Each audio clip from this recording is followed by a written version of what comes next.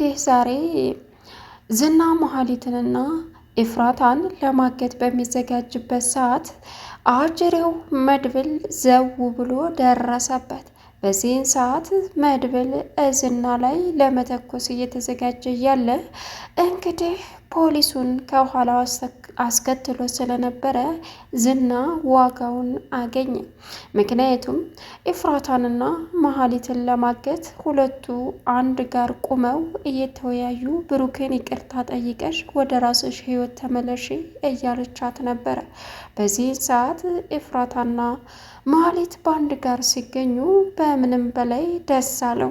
እስከ ዛሬ ስፈልግሽ አጣሁሽ ኤፍራታ፣ ዛሬ አገኘሁሽ፣ ሁለትሽንም ለቃቅሜ እደፋሻለሁ እያለ እያስፈራራቸው ሳለ መድብል ባልታሰበና ባልተጠበቀ ሰዓት ድንገት ዘው በማለት እንግዲህ የዝናን አከርካሪ ሰበረው። ዝናም እሱም ያድኗችሁ መስሏችሁ ከሆነ እያለ እነሱን ሲያስፈራራ መድብል ሆዬ እንግዲህ ከኋላ ፖሊሱን አስከትሎ ስለነበረ የመድብል ጀግንነት ይፋ በመውጣቱ አሁን አመንኩኝ እያለ ዝናም ከፖሊስ ለማምለጥ ቢሞክርም ግን አልቻለም። ሰላም ውድና የተከበራችሁ የዙዙነት ሚዲያ ቤተሰቦች እንዴት ናችሁ? ላይ ሰላማችሁ ይብዛልኝ። ለዚህ ቻናል አዲስ የሆናችሁ ሰብስክራይብ እያደረጋችሁ ቪዲዮውን እስከ መጨረሻው ተከታተሉ። እንግዲህ ምሳሌ ቀጣይ ፓርት ይዘን መጥተናል። ዝና ትህትና ጋር ታወራ በኋላ ወጣ። ትህትናን እንግዲህ የኔ ሚስት ሉላ በህይወቴ ካልመጣች፣ ሉላን ፈልጌ ካላገኘው ምናልባችም ሚስቴ ላደርግሽ እችላለሁ። በጣም እኮ ነው የምታምሪው፣ እንደ ታባሽ ታምሪያለሽ አላት። የታጌተኝ ነው የምታገባኝ አለችው። አንቺ ያን ጊዜ አረብ ሀገር ለመሄድ ስትይ እኔ ለቀማ አደርግሻለሁ አላት። እባክን ተወኝ ስትለውም በፍጹም አንቺ የኔ ሚስት ነሽ አላት። ብር አገኘሽ አላገኘሽም ጉዳይ አይሰጠኝም አሁን ላይ በማለትም አስፈራራት። እሷም አንተ ስለፈለግከው ብቻ እኮ አይሆንም አለችው። እንዴ እና ይሁ ብር ብቻ አይደለም ደግሞ ገንዘብ ማለቴ ደስተኛ የሚያደርገው አለችው። እናት፣ አባት፣ እህት፣ ወንድም፣ ቤተሰብ ሁሉን ነገር ማድረግ የምትችው ብር ነው። በብር ነው ሁሉም ነገር የሚሳካው። አትሸወጂ። ስለዚህ እኔ ደግሞ በብር የምፈልገውን ነገር በሙሉ አሳካለሁኝ አላት። ምን አለችው? አርፈሽ ተቀመጭ አለ። እንግዲህ ብሩኬ ለዳጣና ለብሩክ መድብል ለዳጣና ለብሩክ የሰርግ ዘፈን ዘፈንላቸው። በሰዓቱ ዳጣ አፍ አምልጧት ቅድስቴ እንግዲህ ብሩኬን ታገባዋለች አለች። ዊ ዳጣ አላት። በዚህን ሰዓት ብሩክ ፈገግ አለ። እንግዲህ በጣም ደስ ብሎት ሁለቱንም ፈገግታውን እየተኮናነበ እየሳቀም ነበረ። ብሩክ አይዞህ ወንድሜ ይህን አልበምህን እናሳትመዋለን አለ። እሺ ይህን ካሳካ በኋላ ምናልባቸው ማግቤቼ ወልድ ይሆናል ሲልም፣ እንዴ አረ ታገባለህ? ሚስት ከሌለን ይፈልጋለሁ አለችው። የምርሽን ነው ዳጣ? አዎ ቆንጆ ሚስት። በቃ ግን መድብል ስማ፣ ልጅ ያላት ማለቴ ነብሰ ጡር የሆነ ታገባለህ አለችው። ምን? አዎ የእውነቴን ነው። ማነች እሷ? አንድ ሰላም የምትባል ምስኪን እኛ ጋር የምትኖር ልጅ አለች አለችው። እና እኔ አባት ልጅህ እንደ ልጅህ መሆን ማየት ተቻልክ እና እኔ እንደዛ አይደለም ዳጣ። ለማንኛውም እኔ የምፈልገው እንደኔው ልጅ የሌላትን ነው አለ። እንግዲህ ፍራታ ላይ አይኑን ጥሏል። እሷም እሺ በቃ ደስ ካላለ ይቀራል። አሁን ቅውጥ አድርገን ነው የምንድራቸው። ደግሞ ድምጽ በጣም ያምራል አለችው።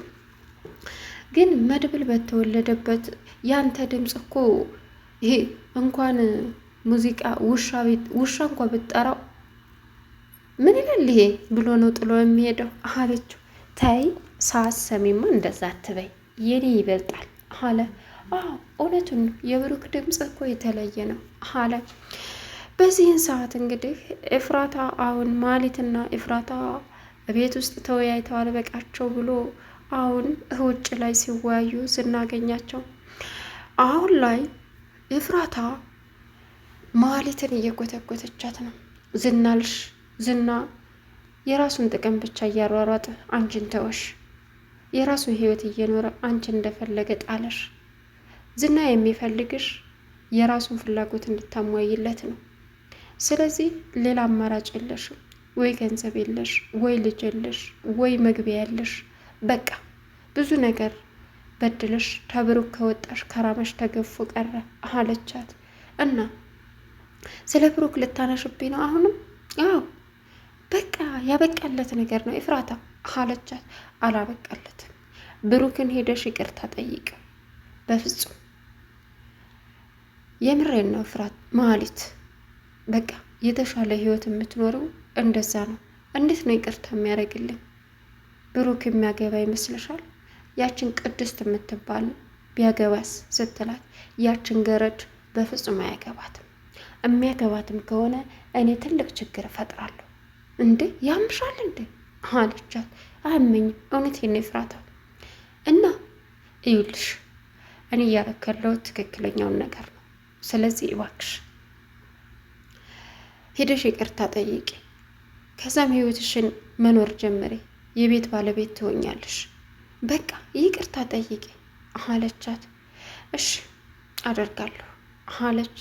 በዚህን ሰዓት እየተወያዩ እያለ ዝና ዘው ብሎ በመምጣት ሁለቱንም አግቶ ለመውሰድ ተዘጋጅቶበት ነበረ። መሀሊትና ኤፍራታ ድርቅ ብለው ቀሩ በድንጋጤ እሱን ሲያዩት። ነገር ግን ምንም አማራጭ ስለሌላቸው አሁን ላይ በቃ አለቀልን ብለው ወስነው ነበረ።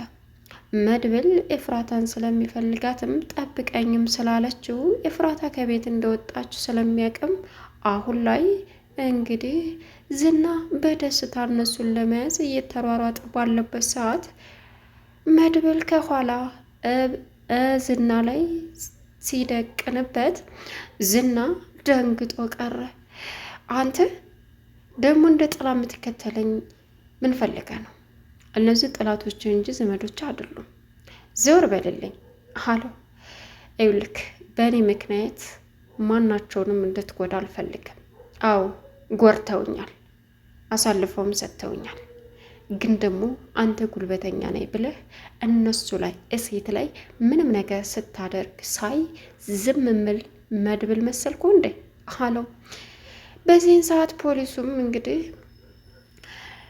የጥይቱን ወይም ደግሞ የመሳሪያውን ድምፅ ሰምቶ እየሮጠ መጣ።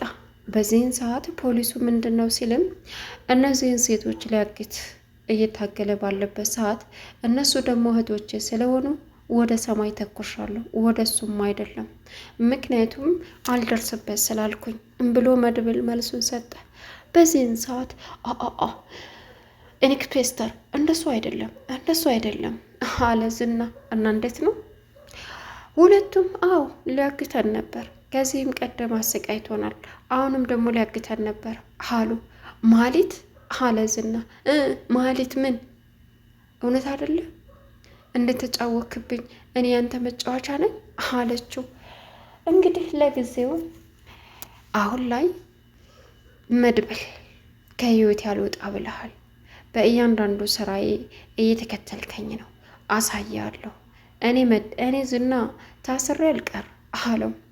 አሃ አታስብ፣ እያንዳንዱ ወንጀል ደርሶናል በዝርዝር ይኸው የተላከልን ቴክስት በማለትም እንግዲህ እውነታውን ፍረጥ አድርጎ ፖሊሱ ሲነግረው በድንጋጤ ዝና የምን መረጃ አለ። እስከ ዛሬ ምንም አልሆንም ብለህ ነበር፣ አሁን ወንጀል ከነግብረ አበሮችህ በስልኬ ላሳየ ከፈለክ አንቀጥል እባክህ በማለትም ያዘው። መድብል አሁን እንግዲህ ኤፍራታና መሀሊት ለመድብል በጣም ያላቸው አመለካከት ከፍተኛ ሆነ። በእርግጥ ኤፍራታ ለመድብል በጣም ደስ አላት። ቃልን አክባሪ ነህ፣ የእውነት አንተን እናት ወልዳለች። ዝናን የሚያው ወንዶች ሁሉ ይፈራሉ፣ አንተ ግን በፍጹም አለችው። ኤፍራታ ከጎንሽ እንደማን ቃል ገብቼልሽ ነበር አለ። ማህሌት እንግዲህ ለመድብል ያላት ጥላቻ እንደቀጠለ ነው። ማህሌት በስህተት ሞገስ ጋር ደወለች። ሞገስ ደግሞ ሄሎ አላት። ይህን ድምፅ ከዚህ በፊት አይቸው ነበረ ማለቴ ሰምቼው አውቃለሁ። ምን ፈልገሽ ነው ማህሌት አላት። ይቅርታ አላወኩም፣ ማን ልበል? በስህተት ነው የደወልኩት አለችው። አይ በስህተት እንኳ አይደለም፣ አልበቃሽ ብሎ ነው፣ ሆን ብሎ ነው የደወልሽው። ሐኪም ቤት ልታፈኝኝ እንዳልሽ፣ ልትገልኝ እንዳልሽ አምነሽ ይቅርታ መጠየቅ ከብዶሽ ነው? ምን አይነት ሴት ነሽ አንቺ? እኔ ብዙ ወንጀል ሰርቻለሁ። አሁን ግን ከዛ ተመልሼ በመጸጸቴ ደስተኛ ነኝ። ፈጣሪ ይቅር ይበለኝ ለሰራሁት። ወደፊት ደግሞ አእምሮዬ ንጹሕ ነው። አይበቃሽም አንቺ አትማሪም አላት። ሞገስ ለማንኛውም ይቅርታ። ለምኑ? በቃ ለሁሉም ነገር አለችው። ከልብሽ ከሆነ ይቅርታ የጠየቅሽ ችግር የለውም፣ ይቅር ብዬሻለሁ። የሆነ ተንኮል አስበሽ ከሆነ ግን የእውነት ማህሌት በጣም ታሳፍሪያለሽ። በቃሽ አላት። በዚህን ሰዓት እሺ በቃ አለች። ሉላ እንግዲህ አሁን ላይ ያንን ጠበቃ እምቢ ብላ ወደ ቤቷ መታለች። ጠበቃውም ብር የሚባል ገንዘብ የሚባል አታገኝም አላት። ነገር ግን ለሞገስ ደውሎ ደግሞ እንግዲህ በሳምንት በሁለት ሳምንት ያነሰ ጊዜ ውስጥ ንብረታችሁ በእጃችሁ ይሆናል፣ ለባለቤትም ንገሪያትና አስደስታት አለው። የምርህ ነው አለቃ ጠበቃ አለው። አዎ ሞገስ የምሬን ነው።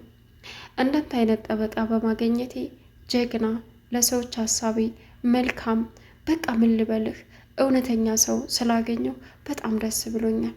ንብረቴን የምፈልገውን ነገር ከፍዬህ ንብረቴን እስከምረከብ ቸኩያለሁ አለው። ይኸውልህ ሞገስ ምንም አታስብ፣ ንብረት በእጅ ይገባል። ስለዚህ በቅርቡ የንብረታችሁ ባለቤት ትሆናላችሁ። እናም ሁሉም ነገር ይስተካከላል አለው። ግን ምን አስቦ ነው? ሞገስን ለማሳሰር አስቦ ነው ወይስ ደግሞ ሉላ በማዘኗ ጥላው በመንጣቷ ትቷት ነው? እኔ እንደማስበው በቅርቡ እስር ቤት ትገባለህ እያለ ነው ለሞገስ መልእክት ያስተላለፈው። ሌላው አሁን ላይ እጅግ በሚከብድ ሁኔታ እየተሰቃየች ያለችው ሉላ።